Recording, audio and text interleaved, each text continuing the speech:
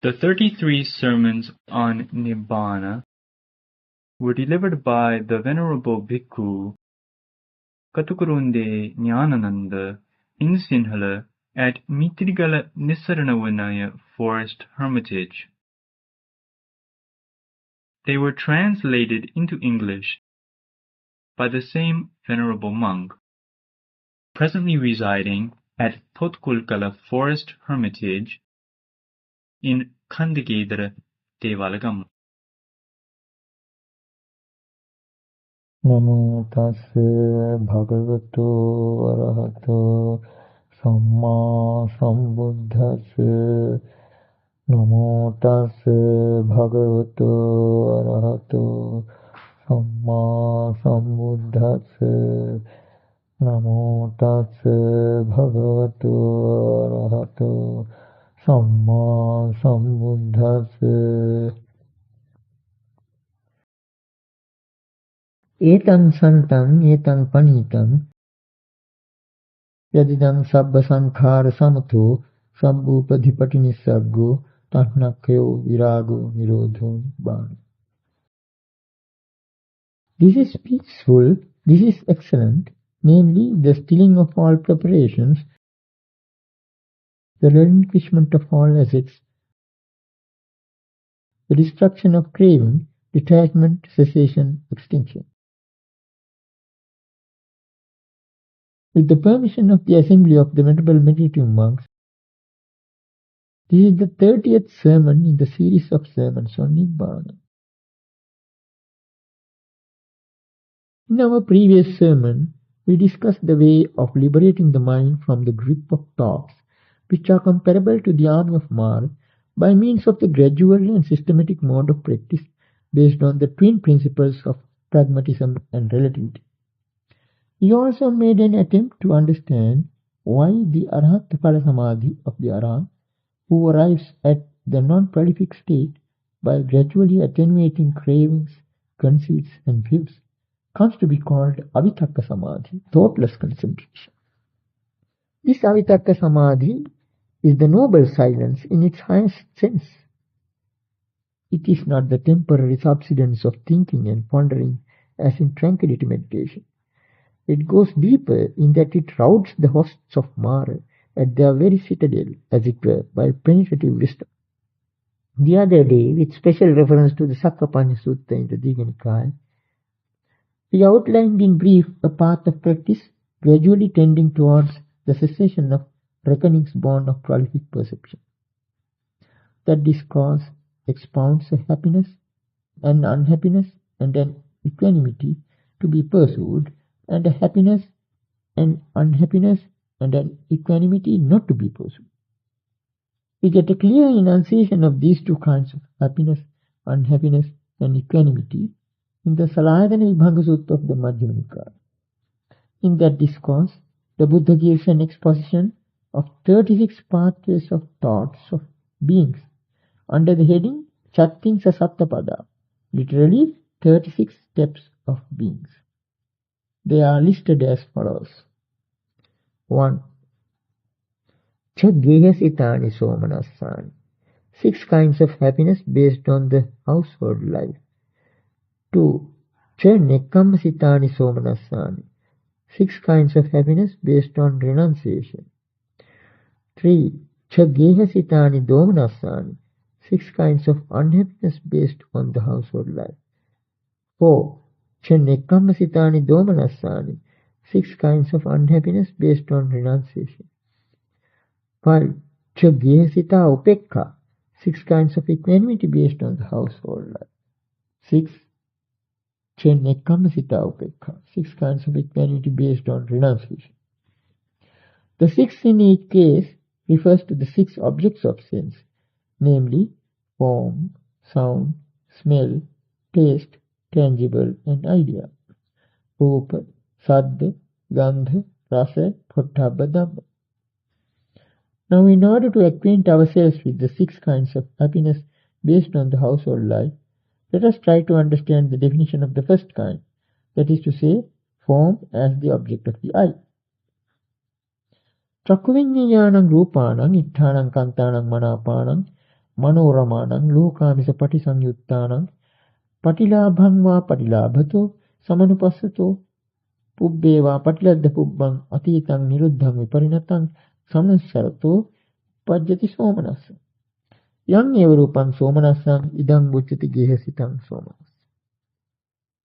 When one regards as an acquisition of forms cognizable by the eye that are desirable, charming, agreeable, delightful, connected with worldly gains, or when one recalls what was formerly acquired that has passed, ceased, and changed, happiness arises. Such happiness as this is called happiness based on the household life. The happiness based on renunciation is defined as follows. Rūpānaṃ te vānicchataṃ viditva viparināma virāga nirodhaṃ pubbē ceva rūpāye tarahica sabbhete rūpā anicca dukkha viparināma dhammāti evametaṃ yathābhūtaṃ sammappaññāya passato uppajjati somanassaṃ. Yang eva rūpaṃ somanassaṃ idaṃ mucchati nekkammasitāṃ somanassaṃ. When by knowing the impermanence, change, fading away, and cessation of forms, one sees as it actually is with right wisdom that forms both formerly and now are all impermanent, suffering, and subject to change, happiness arises. Such happiness as this is called happiness based on renunciation. Then the unhappiness based on the household life is explained in the following verse. Caṭukurunde rūpānaṃ iṭṭhānaṃ kantānaṃ manāpānaṃ manoramaṇaṃ lokāmisa patisaññuttānaṃ appatilābhaṃ vā appatilābhato samanupassato pubbē vā appatiladda pubbaṃ atītaṃ niruddhaṃ viparinataṃ samanussarato uppajjati domanassaṃ. Yang eva rūpaṃ domanassaṃ idaṃ mucchati gehasitaṃ domanassaṃ. When one regards as a non-acquisition the non-acquisition of forms cognizable by the eye that are desirable, charming, agreeable, delightful, connected with worldly gains, or when one recalls what was formerly not acquired that has passed, ceased, and changed, unhappiness arises. Such unhappiness as this is called unhappiness based on the household life. The description of unhappiness based on renunciation has a special significance to insight meditation.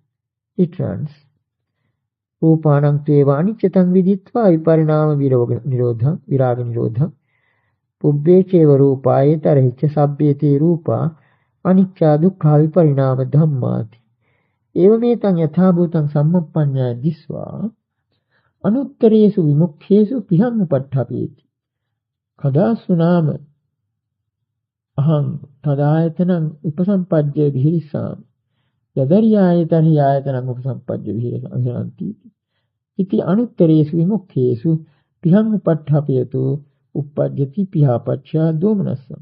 Yang eva rūpaṃ domanassam idaṃ bucchati nekkammasitāṃ domanassam. When by knowing the impermanence, change, fading away, and cessation of forms, one sees as it actually is with right wisdom that forms both formerly and now are all impermanent, suffering, and subject to change, one arouses a longing for the supreme deliverances. Thus, when shall I enter upon and abide in that sphere that the noble ones now enter upon and abide in? In one who arouses such a longing for the supreme deliverances, unhappiness arises, conditioned by that longing. Such unhappiness as this is called unhappiness based on renunciation. The description of unhappiness based on renunciation brings up some important terms worth discussing. Anuttaresu vimukkhesu is a reference to the three supreme deliverances known as Animitta, the signless, Appanihita, the undirected, and Sunyata, the void. The reference to an ayatana, sphere, in this passage is particularly noteworthy. The sphere that the noble ones enter on and abide in is none other than the sphere alluded to in the famous Sutta on Nibbāna in the Udāna, beginning with Atthi bhikkave tadayatanam, Yathaneva Patavina Apo, etc. Once there is that sphere in which there is neither earth nor water, etc. We have pointed out that it is a reference to the cessation of the six sense spheres as a realization. So the sphere that the Noble Ones enter on and abide in is the very cessation of the six sense spheres. In the same sutta passage in the Udana, we came across the three terms Appatittham, Apavattam and Anārambanam. The unestablished, the non-continuing, and the objectless, which we identified as allusions to the three deliverances. The word Priya, Sanskrit Spruha, longing, desire, occurring in this context shows that there need not be any hesitation in using words implying desire in connection with Nibbāna. It is true that such a desire or longing for Nibbāna makes one unhappy, but that unhappiness is preferable to the unhappiness based on the household life. That is why it is upgraded here as unhappiness based on renunciation.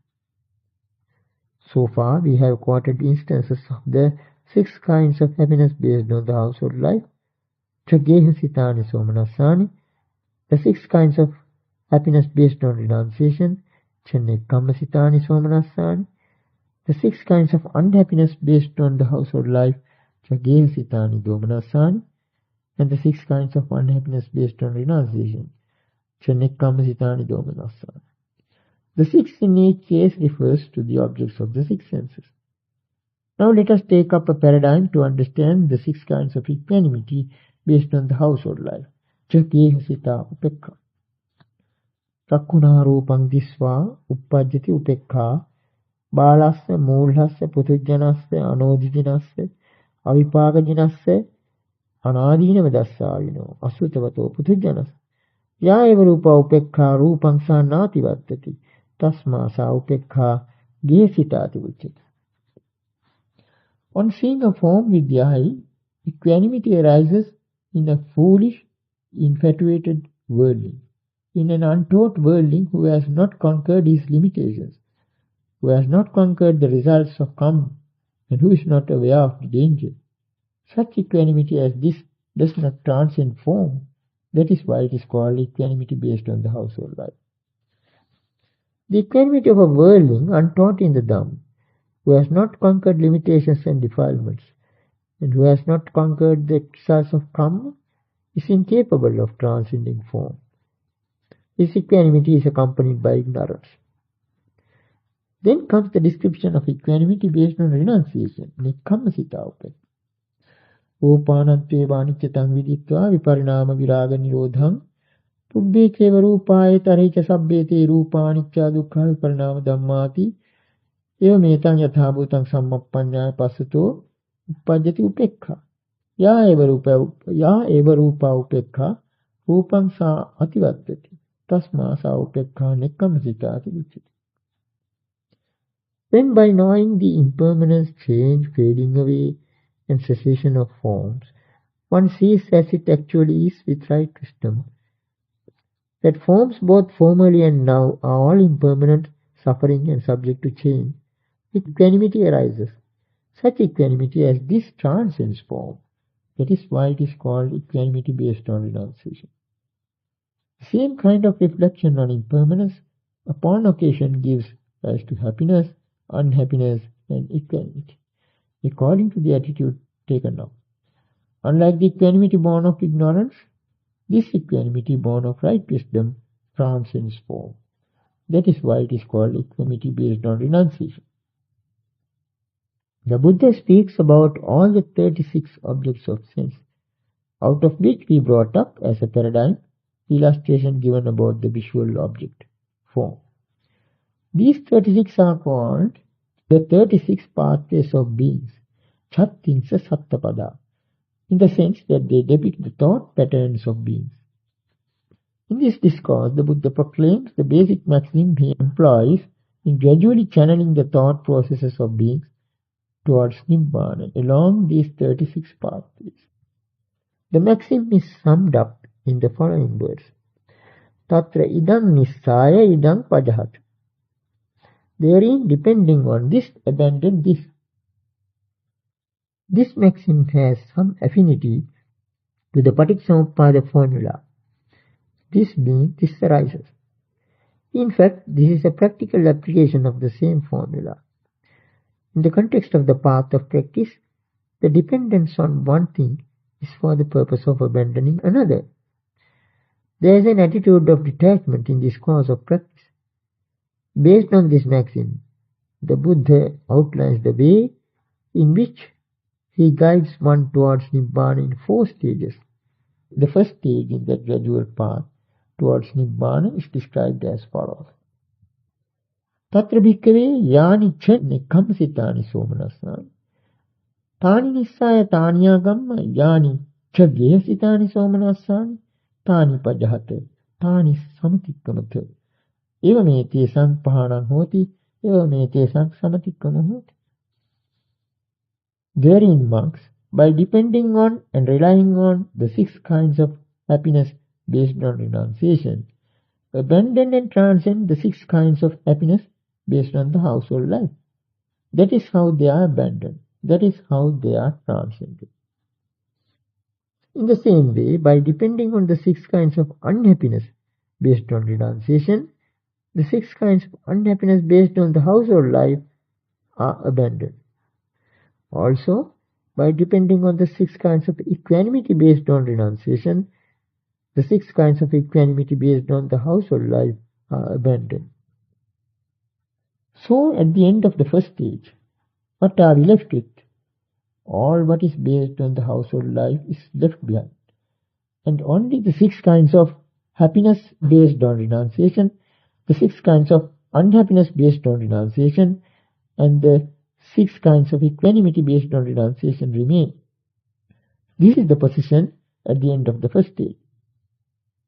Then in the second stage, a subtler and more refined level of experience is aimed at. Out of the 3 types of mental states based on renunciation, firstly, the 6 kinds of unhappiness based on renunciation are abandoned by the 6 kinds of happiness based on renunciation. Then the 6 kinds of happiness based on renunciation are abandoned by the 6 kinds of equanimity based on renunciation. To the extent that all the above 3 mental states are based on renunciation, they are of a piece with each other. Also, it is the same mode of insightful reflection that gives rise to them. However, as attitudes, happiness is subtler and more excellent than unhappiness, and equanimity is subtler and more excellent than happiness, since it is nearer to wisdom. So in the second stage, we see a gradual procedure arriving at a subtler and more excellent state, even in the case of those 3 mental states based on renunciation. By the end of the second stage, only equanimity based on renunciation remains. Now comes the third stage. Here the Buddha points out that in the case of equanimity there can be 2 varieties. Attibhikkave upekkhā nānattā nānattasita, attibhikkave upekkhā ekattā ekattasita. There is, monks, an equanimity that is diversified, based on diversity, and there is an equanimity that is unified, based on unity. What is that equanimity that is diversified? It is defined as the equanimity regarding the objects of the 5 external senses, that is to say, equanimity regarding forms, sounds, smells, flavors, and tangibles. Equanimity that is unified is defined with reference to the immaterial realms, namely the sphere of infinity of space, the sphere of infinity of consciousness, the sphere of nothingness, and the sphere of neither perception nor non-perception. Now, in the case of these 2 types of equanimity, the Buddha points out a way of abandoning the equanimity based on diversity with the help of the equanimity based on unity. As equanimity, both types are commendable, but that which is diversified and based on diversity is grosser. Equanimity that is unified and based on unity is subtler and more excellent. So the equanimity based on diversity is abandoned and transcended by the equanimity that is unified, based on unity. This is the end of the third stage. In the fourth stage, we are left with only that equanimity that is based on unity. It is experienced in the higher ranks of meditation. But here too, the Buddha advocates prudent course of action. In fact, it is here that the deepest practical hint is given. Atammetam bhikkave nissāya, atammetam āgamma, yāyam upekkāya kattāya katasita, tang pajahata, tang samatikkamata. Eva me tissā pahanang hoti, eva me tissā samatikkamata. Monks, by depending and relying on non-identification, abandon and transcend equanimity that is unified, based on unity. That is how it is abandoned. That is how it is transcended. Atammeta is a term we have already discussed at length in our earlier sermons. Its importance has not been sufficiently recognized in our tradition. As we pointed out, the word tammayo, literally of thatness, could be explained with reference to such usages as suvarnamaya and rajatamaya, golden and silver. How does this of thatness come by? If, for instance, one who has attained the infinity of space as a meditative experience identifies himself with it, with the conceit, eso hamasmi, this am I, there is that tammeta coming in. It is a subtle grasping, or in other words, a me-thinking, manjana, imagining oneself to be one with that experience. So the Buddha's advice is to abandon and transcend even the equanimity based on unity by resorting to the maximum of atammeta, non-identification. The subtle conceit am, asmi, is that trace of grasping with which one tries to sit pretty on that which is impermanent and changing. It is the most fundamental assertion of existence.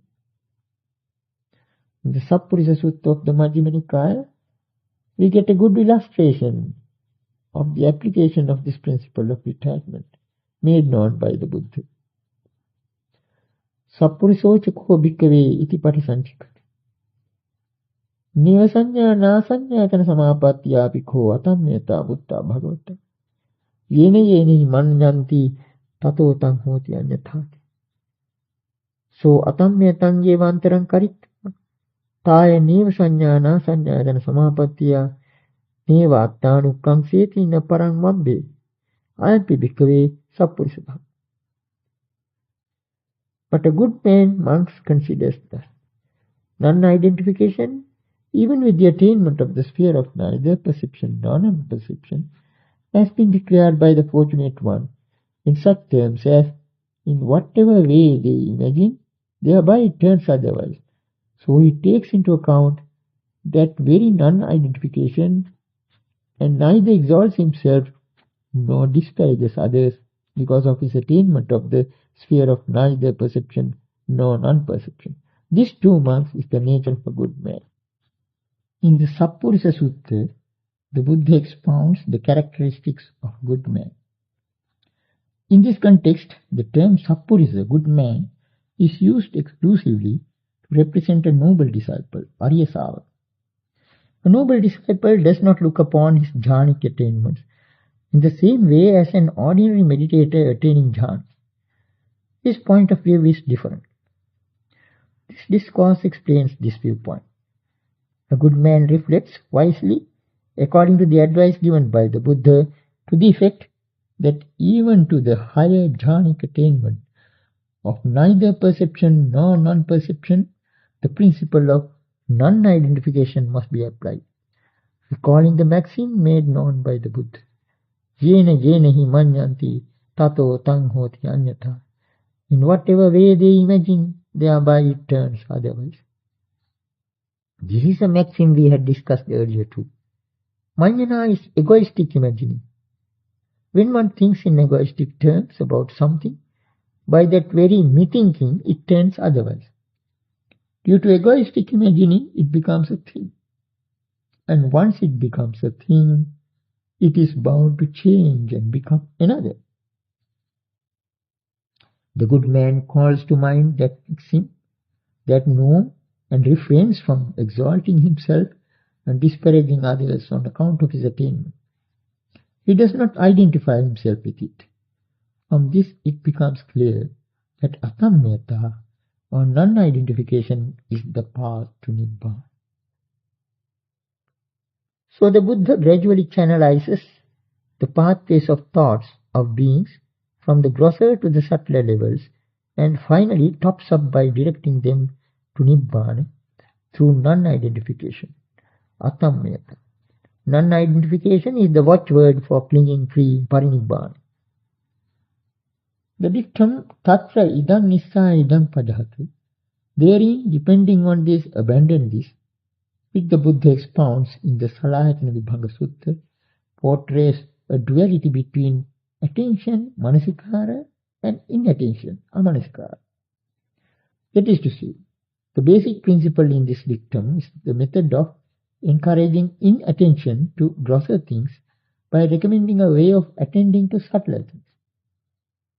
So it seems both attention and inattention are given an importance in this procedure. In order to eliminate one thing by inattention, attention to some other thing is recommended. For the purpose of inattention to something gross, attention to something subtle is taken up. But that is not the end of it. Even that is expelled with the help of something subtle. Here we have a wonderful technique based on the twin principles of pragmatism and relativity. These two terms comprehend the entire gamut of the path of practice in Buddhism. Pragmatic means for some practical purpose. Relative means in relation to something else, that is, as a means to an end, and not absolutely as an end in itself. So in this system of practice, everything has a pragmatic and a relative value. The question of attention and inattention has also to be understood in that background. A clear illustration of the method of elimination of grosser mental states with the help of subtler mental states by attention and inattention comes in the Vitakkasanthāna Sutta of the Majjhima Nikāya. There the Buddha explains this method making use of a simile of a carpenter. Setapi bhikkhave dakho palagandova palagannateva siva sukumaya aniya olarikang aning abhinihariye abhinivajjeye evameva ko bhikkhave bhikkhuno yang nimittang agamma yang nimittang manasikaroto uppajjanti papaka avasala vitakka chandupasamhitapi dosupasamhitapi mohupasamhitapi tena bhikkhave bhikkhuna tamma nimitta anyang nimittang manasikatabang kusalupasam. Just as monks, a skilled carpenter or his apprentice might knock out, draw out, and remove a coarse peg by means of a fine one. Even so monks, when a monk finds that due to some sign, by attending to some sign, there arise in him evil, unskillful thoughts connected with desire, with hate, and with delusion, that monks should attend to some other sign in its stead, one that has to do with skillful. Now let us try to understand the point of this simile. When, for instance, a carpenter, in fitting out a door, finds that he is driving a blunt nail, he extracts it with the help of a sharper one. He takes up the sharper nail just for the purpose of extracting the blunt nail.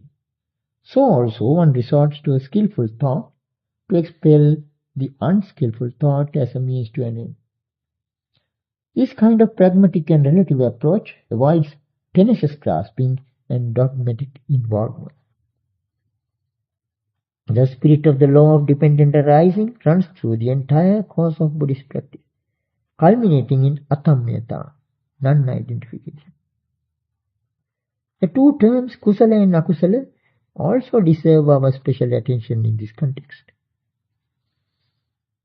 The basic meaning of kusala is skillful, and akusala means unskillful. Here again we have something relative. Skillful presupposes unskillful and gets a value in relation to the latter. It has no absolute value. We make use of the skillful in order to push away the unskillful. That done, there is no further involvement with it, as one's last resort is atammyata, non-identification. That is why there is no problem of a clogging coming in. Our discussion of the Salayatana Nibbāna Sutta brings to light another unique feature of this Dhamma. In other religious systems, the question of reality is resolved by having recourse to unity. Oneness is supposed to be the ultimate goal. In our analysis of the samsaric problem, we often refer to a duality or dichotomy. Everywhere we were confronted with a duality. But to grasp the two as one in some form of oneness is not the way out. Instead, we have here as the final solution atammyata, or non-identification, a clinging-free approach in the last analysis. It is in the nature of samsaric existence that beings find themselves bound and fettered. These fetters are called samyojanāni. A binding or fetter implies two, as when two bulls are tied together. The term upadana is also used quite often. It implies a holding on to something. There too the notion of a duality comes in. One who holds and the thing held. It is not at all easy to transcend this duality, characteristic of samsaric existence. This is the crux of the whole problem. Unity or oneness is not the solution. It has to be solved with extreme judiciousness. In the very first discourse of the Samyutta Nikāya, we get a solution to the problem, briefly stated. The discourse is called Oghatarana Sutta, crossing the flood. And it was given pride of place probably because of its importance. A deity comes and asks the Buddha, Kathanga tvang marisa oghang atari? How did you, sir, cross the flood? And the Buddha answers, Apatitthaṃ kvāhaṃ āuso anāyuhaṃ oghang atari. Without tarrying, friend, and without hurrying, did I cross the flood. But the deity, finding the answer too enigmatic, asks, Yatha kathang panatvang marisa apatitthaṃ anāyuhaṃ oghang atari? But how exactly is it, sir, that you crossed the flood without tarrying and without hurrying? Then the Buddha makes an explanatory statement. Yada swahang auso santitthami, tadasu sansidami. Yada swahang auso ayuhami, tadasu nibbuyhami. Evam kvahang auso appatitthaṃ anāyuhaṃ ogham atari. When my friend tarried, I found myself sinking. When my friend hurried, I got swept away. And so, friend, without tarrying and without hurrying did I cross the flood. Then the deity, being pleased, uttered the following verse in approbation. Chirassang vatapassami brahmanang parinibhutang appatitthaṃ anāyuhaṃ thinnang loke sat. Oh, what length of time since I beheld a saint with all his passions quelled, who neither tarrying nor yet hurrying has crossed the world's viscosity, craving. This discourse on crossing the flood reveals some salient features of the middle path. If a person caught up in a water current tries to stay still, he will sink.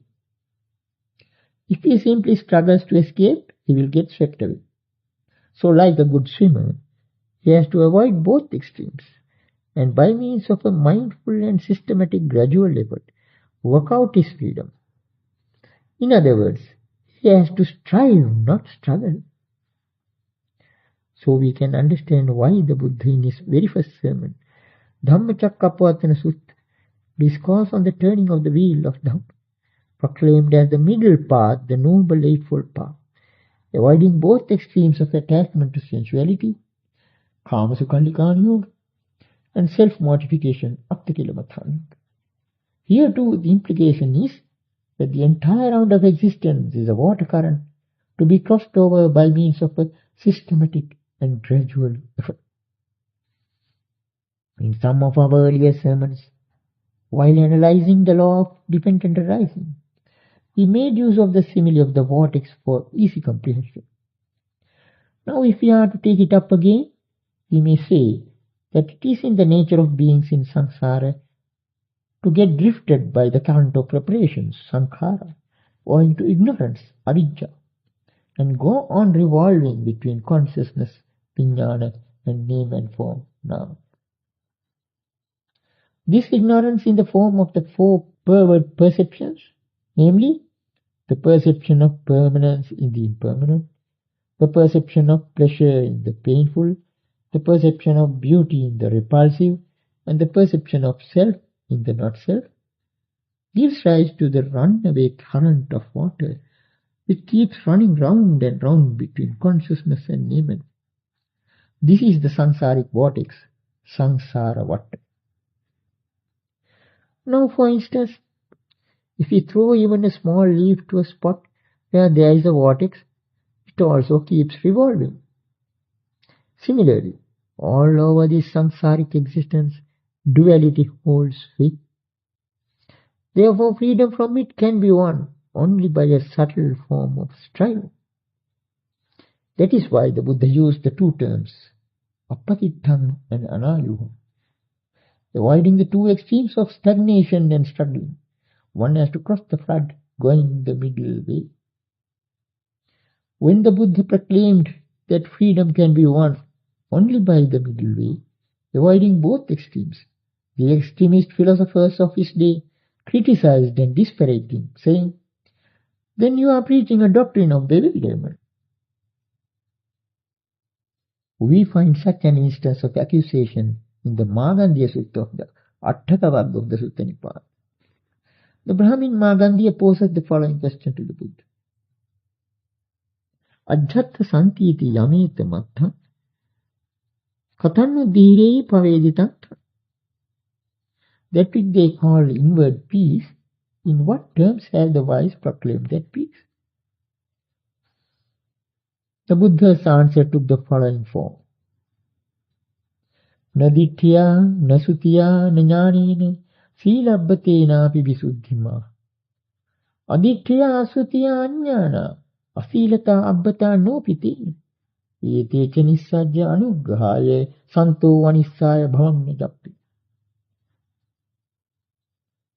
Not by gifts, nor by learning, nor by knowledge, nor yet by virtue and holy vows, they say, can purity come. Neither can it come by without gifts, learning and knowledge, without virtue and holy vows. Letting go of them all and grasping not one, the peaceful one, leaning on none, would hanker no more for existence. At this reply, the Brahmin Māgandiya was puzzled and accuses the Buddha of prevarication. No cegera ditthiya nasutya ñāṇananda, sīlabbhatenapi visuddhimaha. Aditya asutya aññāna, asīlata abbata nopitena. Manye mahang momuhameva dhamma, ditthāyake paccenti suddhi. If not by gifts, nor by learning, nor by knowledge, nor yet by virtue and holy vows can purity be won.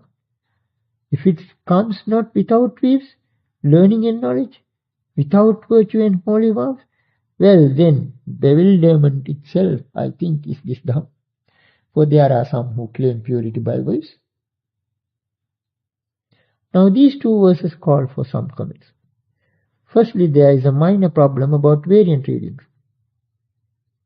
In both these verses, we followed the reading Visuddhi, whereas some editions accept the reading Nasuddhima, where the negative seems superfluous. Visuddhi seems more meaningful here. The commentarial explanation of these two verses seems to go off at a tangent. It says that the negatives in the first two lines of the Buddha's reply refer to wrong beliefs, wrong learning, wrong knowledge, wrong virtue, and wrong vows, and that the third and fourth lines refer to right view, right learning, right knowledge, right virtue, and right vows. In other words, It is only a question of wrong view, micchāditthi, and right view, samvata. This interpretation misses the subtle point at issue in this dialogue. If it is as simple as that, there is no ground for Māgandiya's accusation. Other religious teachers who disputed with each other used to assert that purity is attained only by their gifts, learning, knowledge, virtue, and vows. Here then, it is not a question of difference between micchāditthi and sammaditthi. Here is something more radical concerning sammaditthi itself. According to this enlightened approach, gifts, etc. cannot totally be dispensed with, nor are they to be grasped. Come back now to the two key words, pragmatic and relative. That is why the Buddha declared that purity cannot be attained by gifts, learning, knowledge, virtue, and vows, nor in the absence of these qualities. This is an apparently contradictory statement, which however puts in a nutshell the essence of the middle path. The inward peace mentioned in the above context is nothing other than the clinging free, perfect extinction, anupada parinibbāna. That becomes clear by the last three lines of the Buddha's reply. Eteca nissajja anuggāya santo vanissāya bhavam nijam. Letting go of them all and grasping not one, that peaceful one leaning on none, would hanker no more for existence. We came across the word anisita in our discussions about Nibbāna. For instance, in the cryptic formula, nisitasya chalitam, anisitasya chalitam nati. To the one attached there is wavering. To the unattached one there is no wavering. Being unattached, there is no hankering for existence. Where there is grasping, there is existence. We may revert to our simile of sharpening a razor. The constituents of the path have to be taken up as one takes up a razor for sharpening, ready to let go. Once the purpose is served, they have to be given up. That is the dictum underlying this dialogue in the Māgandiya Sutta. Now we come to a discourse which clearly and unmistakably presents this extraordinary first principle. The discourse is the Rathavinita Sutta of the Majjhima Nikāya. Here it is not a case of arguing with the Brahman. The interlocutors in this discourse are two stalwarts of this dispensation, namely Venerable Sariputta and Venerable Punnamantaniputra. Their long discussion on the path of practice, unfolding itself in dialogue form, was not meant for any clarification of doubts for themselves.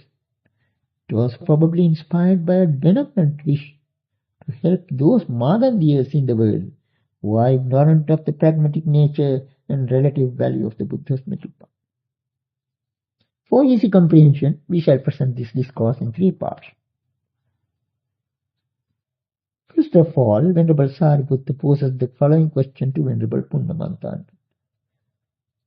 Tinnoko auso sila visuddhattang bhagavati brahmacharyang usati. What friend is it for the sake of purification of virtue that the holy life is lived under the fortunate one? And Venerable Punnamantaniputra replies, no friend. Then, is it for the sake of purification of mind that the holy life is lived under the fortunate one?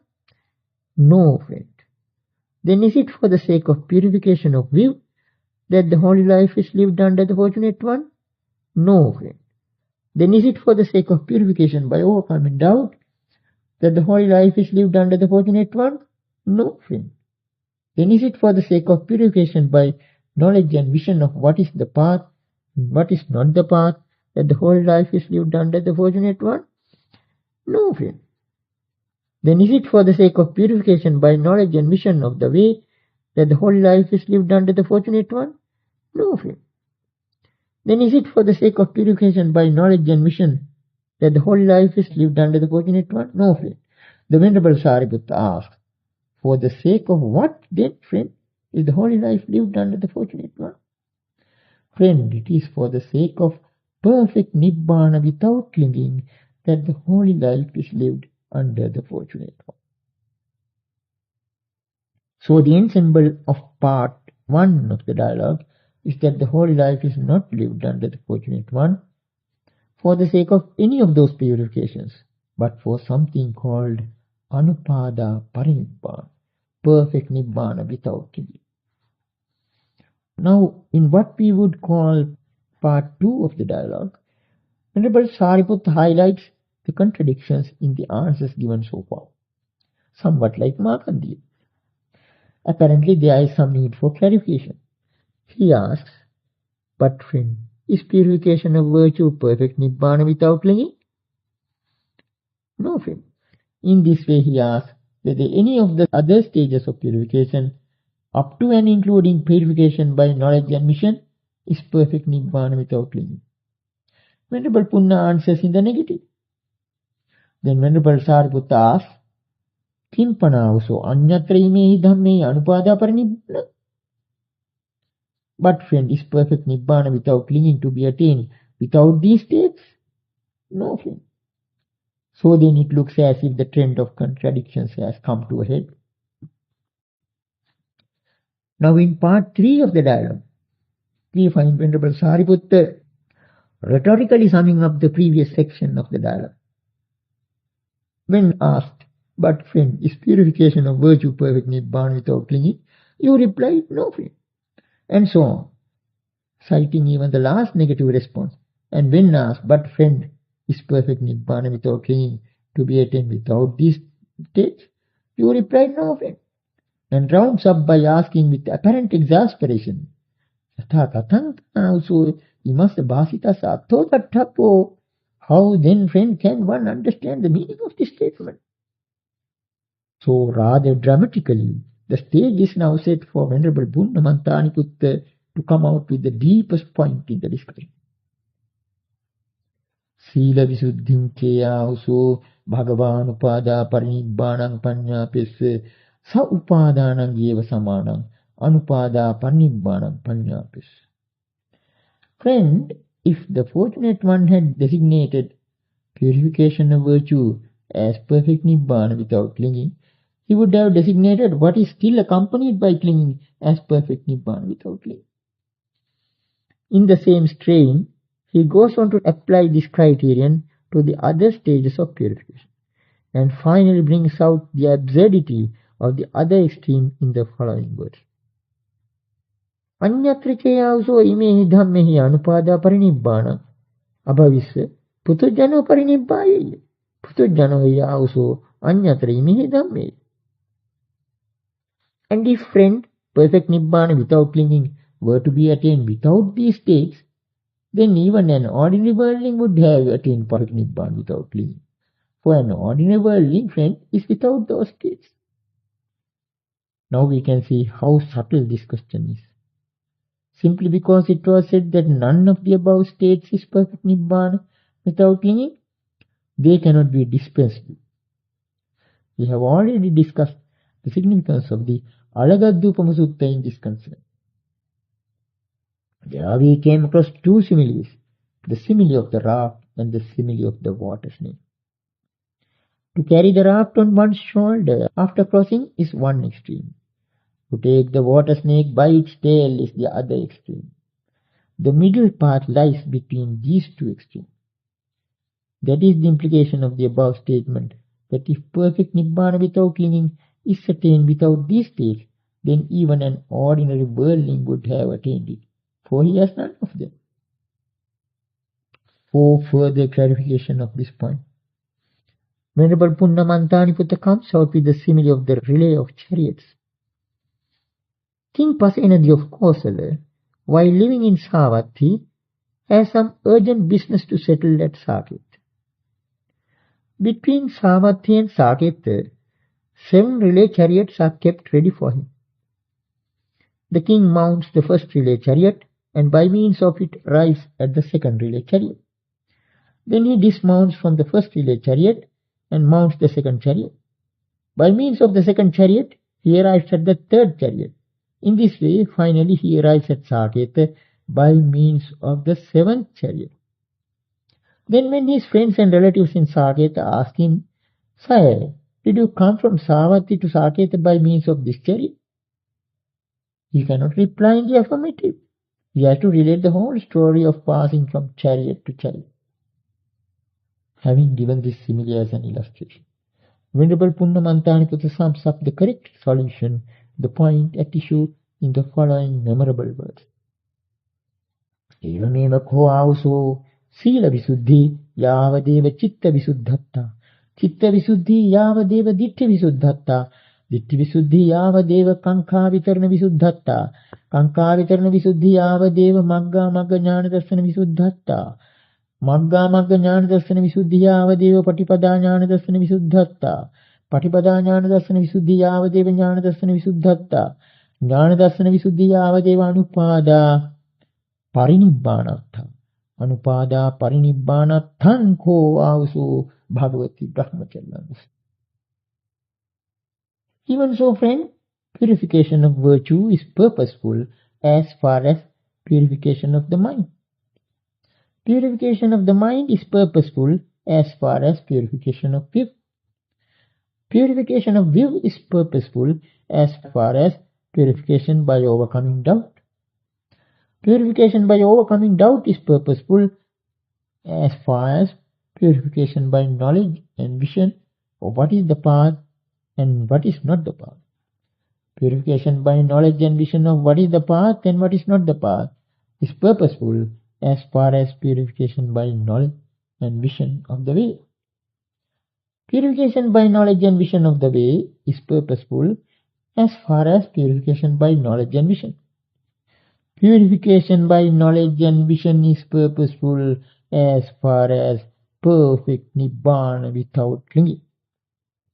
It is for perfect Nibbāna without clinging that the holy life is lived under the fortunate one. The key word in this grand final of this dramatic exposition is Yāvadeva. Simply rendered, it means just for.